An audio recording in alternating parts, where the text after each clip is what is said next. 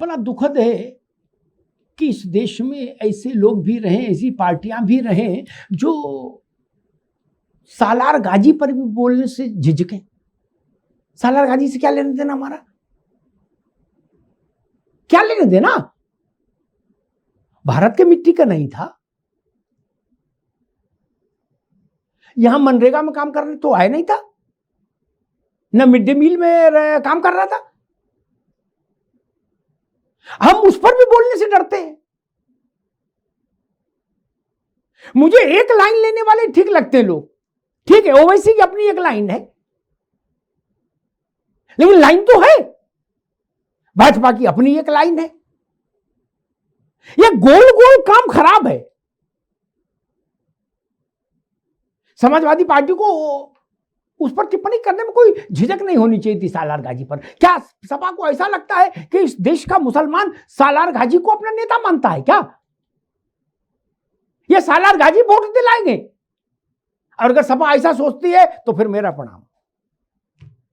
फिर ये सब सुन रहे हैं, सब देख रहे हैं। मैं फिर कहूंगा अशोक जी, पश्चिम बंगाल में कोई चमत्कार नहीं हुआ, कोई क्रांति नहीं हुई कि ओवैसी ने कुछ करा दिया और फलाने ने करा दिया, सब कुछ नहीं है।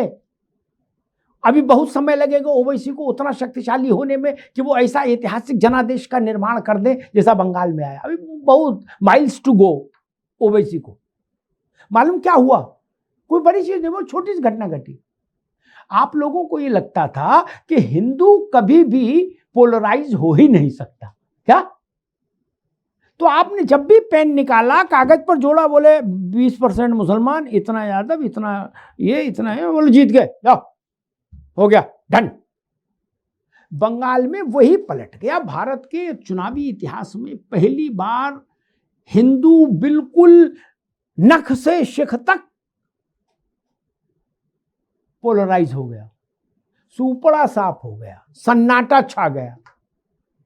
मैं तो उसको बंगाल की लिस्ट देख रहा था और बंगाल के लोग हमसे कहते भी थे कि 87 सीटें तो मुस्लिम डोमिनेशन वाली सीटें हैं, ममता वहां से तो ओपन करेंगी अपना।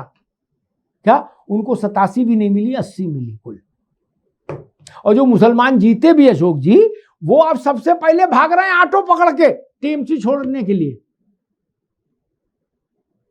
खान साहब, मोहम्मद साहब, जितने हैं, जितने जीते, जितने मुस्लिम कैंडिडेट जीते हैं, चाहे विधानसभा में, चाहे लोकसभा में, चाहे राज्यसभा में उनके सदस्य हैं, वो भी पार्टी छोड़ के जा रहे हैं।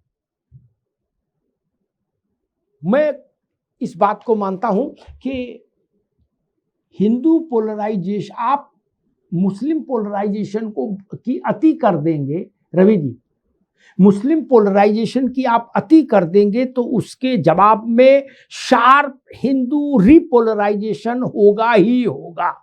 लिख लीजिए, कोई भाई का लाल उसको रोक नहीं सकता, भले उसका फिर सारा बेनिफिट बीजेपी को मिले। हिंदू बुड़बक नहीं रहेगा।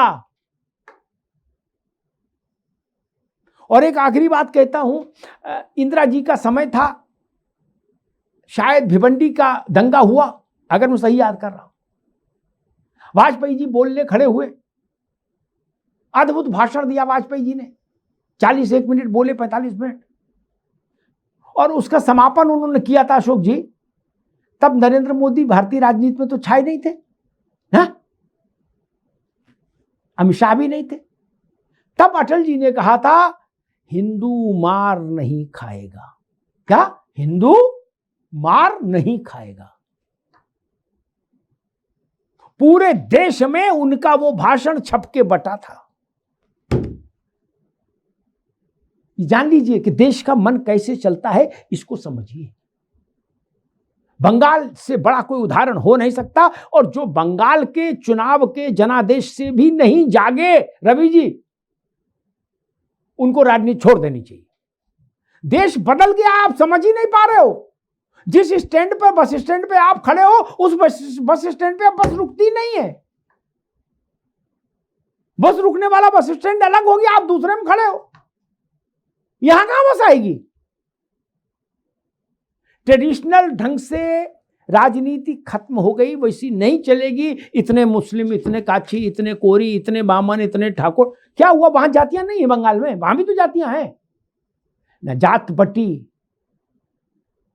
न चौका बटा, न थाली बटी, न कुछ बटा, सब कुछ एकजुट हो गया और उसने फिर बंगाल रच दिया।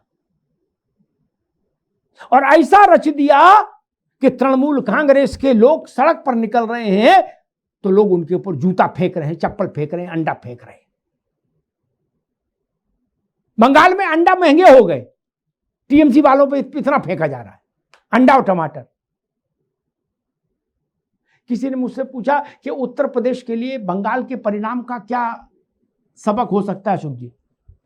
मैंने कहा भाजपा के लिए तो ये सबक है कि उनका मोराल हाई है, स्वाभाविक है। मैंने कहा समाजवादी पार्टी को उससे सीखना होगा, बंगाल के परिणाम से। ममता जी ने कहा कि जो हिंदुओं को वोट देगा, भाजपाइयों की मदद करेगा, काफिरों की, उसको अल्लाह कभी माफ नहीं करेगा। आप मंच से ऐसा बोलेंगे और मुख्यमंत्री हैं कि अल्लाह माफ नहीं करेगा? ममता जी बहुत बड़ा आइकॉनिक फेस थी मुस्लिम पॉलिटिक्स की, देश की। उनका जो हश्र हुआ उससे बाकी लोग सीखिए, समझिए। वो एक बड़ी नजीर है, उसको किस्तों में पढ़ना शुरू करिए, एक साथ समझ भी नहीं पाएंगे। धन्यवाद।